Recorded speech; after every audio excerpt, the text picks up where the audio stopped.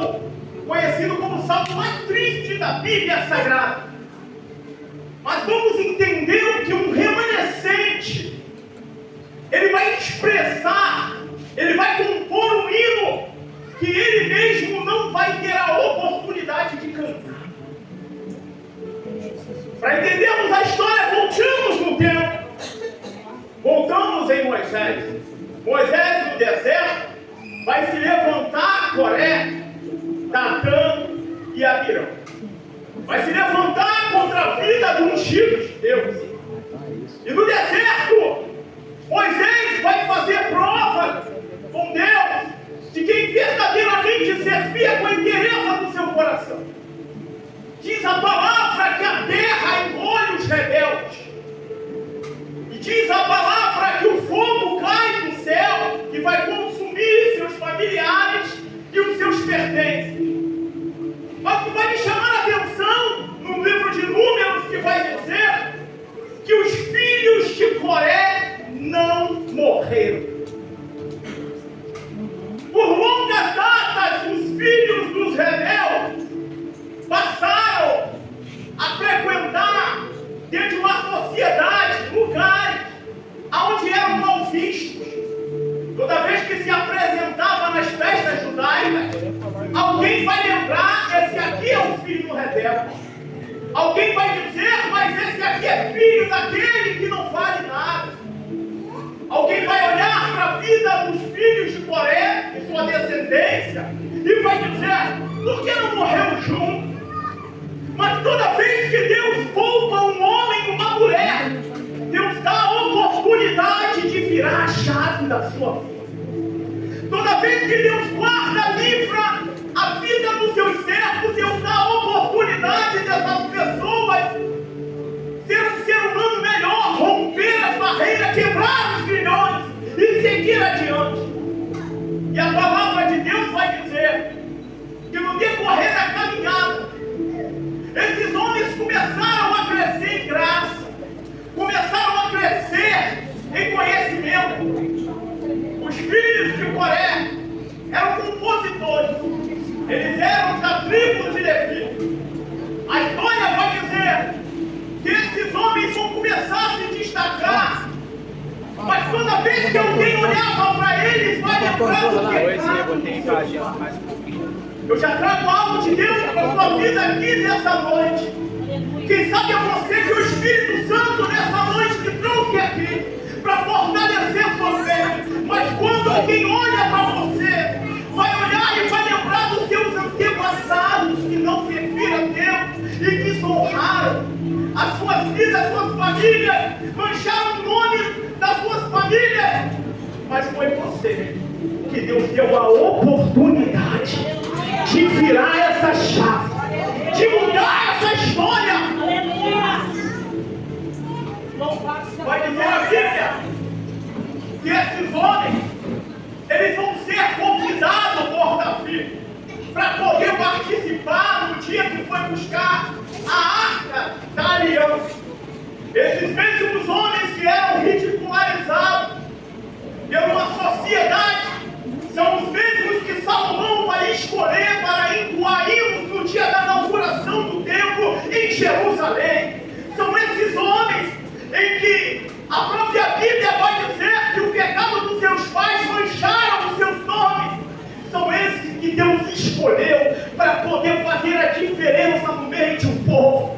Deus tem te preservado em vida. Deus tem te guardado. Deus tem te prosperado. Deus tem te abençoado. Mas não para você simplesmente deixar herança, mas para você romper em legado, para você deixar uma mensagem para a sua posteridade. A história diz que eles começam a romper. Eles vão ser conhecidos dentro de um ministério de louvor no templo de Salomão. Eles eram da tribo de Levi. E esses homens, eu quero falar de um somente homem dessa linhagem. O nome dele é Remã. Por outra versão, Amã. Esse homem, ele vem dessa linhagem E esse homem, a Bíblia vai dizer que antes de Salomão era o homem mais sábio dessa terra. Era um profeta escolhido por Davi. Era alguém extremamente usado por Deus, que tinha dado a volta por si, que Deus tinha virado a chave na sua vida. Mas como todo ser humano, ele era uma pessoa que carecia dos cuidados de Deus. Vai dizer a Bíblia que Remã, em uma das suas caminhadas, o texto bíblico é bem claro quando fala através da sua vida, que esse homem, ele vai começar a ser cometido de uma doença. Lembre-se que Remã vai vencer todos os obstáculos externos. Remã, ele vai superar a dor de ser caluniado. Remã vai superar a dor de ser mal visto pelo povo. Remã vai superar a dor de ser jogado entre os piores dos piores no meio dos seus. Quando alguém olhava para Remã, olhava e lembrava do pecado dos pais. Embora Remã, ele tivesse, na verdade, superado todos os obstáculos, Remã começa a compor um hino. Mas vai dizer assim, que esse hino que Remã vai compor não é um hino alegre, não era cantado em período em que Salomão realizava os cultos do seu tempo. Remã vai começar a compor um hino. Só que esse hino de Remã vai trazer, dentro de uma atmosfera espiritual, uma dor de um homem que superou o externo, mas não conseguiu superar o interno. Vai falar de um homem que lutava não somente com dores externas, mas com dores internas da sua alma. Ele saía da sua casa para adorar, ele saía da sua casa para profetizar, mas quando ele chegava dentro do seu recinto, ele começava a sentir os vazios existenciais que a vida lhe proporcionava. A doença que ele é cometido, as pessoas começam a ir para distante de Remã. A dor do abandono, a dor da solidão começa a bater no peito desse homem. E esse homem olha para a sua vida e começa a escrever o Salmo 88. No Salmo 88, em que ele começa a trazer a angústia da sua alma. Ele começa a expressar, embora ele profetizava, embora ele cantava, embora ele era alguém extremamente usado por Deus, mas ele era alguém que em dias que saía do culto precisava de um abraço, precisava de um ombro amigo, precisava, querido, dos cuidados humanos também. O vazio existencial que tinha na vida de Remã é o mesmo vazio existencial que tem na vida de muitos de nós que estamos aqui nessa noite. Camuflamos com um sorriso nos lábios, camuflamos, querido, muitas das vezes na nossa caminhada, mas Deus sabe. Mas Moisés, quando fechamos a porta do quarto, dobramos o nosso joelho, começamos a orar, e as lágrimas que desciam no passado não descem mais. Sabe por quê? Porque a esperança se foi. O vazio começa a bater, o desespero começa a voltar à vida do salmista, a insônia começa a bater na sua porta, os horários da noite vão se indo. O que resta fazer um profeta que profetizava, o que resta fazer um profeta que cantava, era pegar uma caneta e um papel e começar a compor um hino.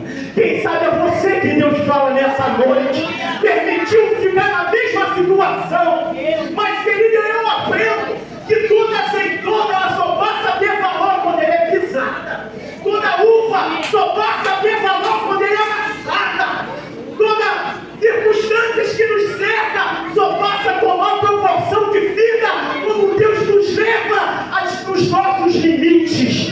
Você que chegou aqui nessa noite, no teu limite dizendo, Jesus já deu, Jesus não aguento a oração que eu tenho feito, que eu não tenho sido respondido, mas essa noite não é noite, querido, de lamento, é noite de pegar o papel, a caneta e fazer como Remã, escreve para ele, diz para ele, aponta para ele, mesmo que ele saiba o que ele pode fazer ainda para mudar a tua história.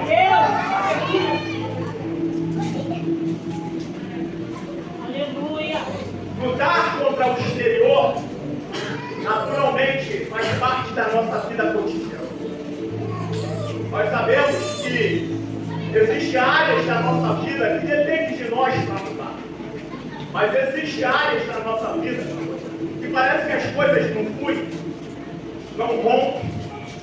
Você olha e diz: já fiz propósito, eu já orei, já levantei o amor. E parece que um vazio ecoa dentro da piada. Remã venceu tudo que estava no externo, mas dentro de Remã ecoava a voz do Espírito Santo, dizendo para ele: filho, escreve. O único hino que tu não vai cantar, mas tu não vai deixar herança, tu vai deixar legado. Somente aqueles que chegaram aqui nessa noite e que sabem que o Espírito de Deus já fala ao teu coração, eu quero convidar a você a aplaudir a Jesus, que Ele não tem deixado de falar ao teu coração.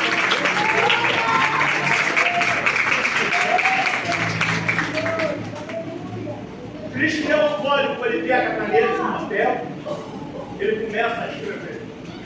A luta não é mais o exterior, agora é com ele. Os amigos que andavam de perto abandonam, começa a ir para longe. O vazio da solidão começa a acompanhar esse homem. A dor, não somente das feridas, da sua doença, mas a dor de ser cercado de amigos. A dor em que um dia subiu nas plataformas para poder cantar e pregar. A dor de ser alguém em que participou de momentos solenes como esse de hoje na ceia. Alguém em que foi extremamente usado. Agora precisava do Espírito de Deus, o Consolador. Remã estava como a chuva, ela molha, mas não é molhada. Remã estava como o sol, dava calor e luz, mas quem dava ele? Remã estava como uma nascente do rio, jorrava água, mas não se banhava. É você que Deus fala nessa noite. É noite de virada de chave. É noite de entender que por mais que você não vença aquilo que está dentro de você, dizendo não vai romper, mas existe um Deus na glória que olha para você. Esse cântico tu não vai cantar, mas eu vou colocar na boca da nação futura. Não façam. Quero que você entenda. Ele escreve. Ele começa a dizer: eu estou como um homem morto, porque na cultura do seu país, um homem extremamente ferido, ele era contado como um cadáver. Assim estava a vida desse homem. Ele vai dizer: não vejo esperança, a vida de meus dias parece como terra. Como todo ser humano é feito de limites, tudo aquilo que Deus criou, Deus colocou um limite. Entenda uma coisa: precisamos respeitar os limites, mas não as limitações.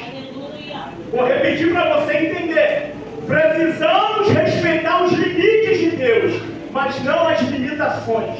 Entenda uma coisa: Deus, quando criou o céu, colocou um limite no céu. Quando criou a terra, colocou um limite na terra. Quando criou o mar, colocou um limite no mar. Quando criou o homem, colocou um limite no homem. Nosso corpo tem prazo de validade. Remã, como todo ser humano, partiu. Só que ele deixou um legado. Salmo de número 82. Hoje você canta e você entende. E ele deixa uma lição para mim e para você. Parece que o final da história acaba aqui. Só que aqui é o início. Jesus, quando ele é crucificado, os discípulos que estavam acostumados a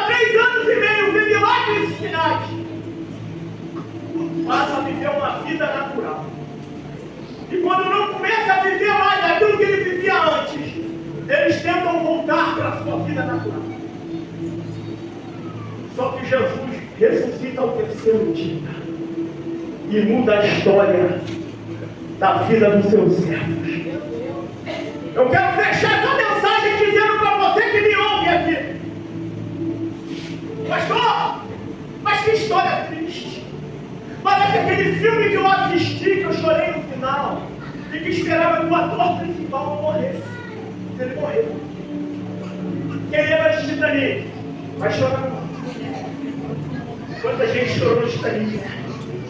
Existem outros filmes que você participou, você viu, e que o final parecia ser triste. Mas a Bíblia traz uma mensagem nessa noite para mim e para você. O final parece até ser triste, até o terceiro dia. Porque o terceiro dia vai dizer a palavra que Maria vai visitar o túmulo.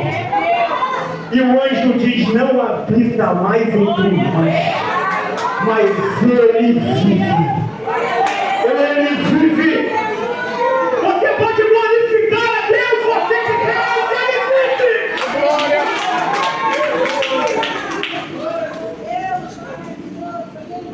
Irmã, parte. Todos nós um dia iremos partir, mas deixou uma lição. E nessa noite, não precisa responder, responda para você mesmo. O que você vai deixar? Herança ou legado? Herança. Quem sabe alguém vai receber e não vai valorizar. Mas legado. Vão romper cadeias, quebrar grilhões. E quando olhar a tua história, vão dizer: ele não pode ter cantado o hino, mas hoje o mundo canta, porque ele vive. Ele vive. Você pode dizer: ele vive. Ele vive. Louvado seja Deus. Amém, irmãos? Eu fecho a mensagem perguntando para você. Você que me ouve, que quer ter um encontro com Jesus, está cansado de viver essa vida de normalidade, não está satisfeito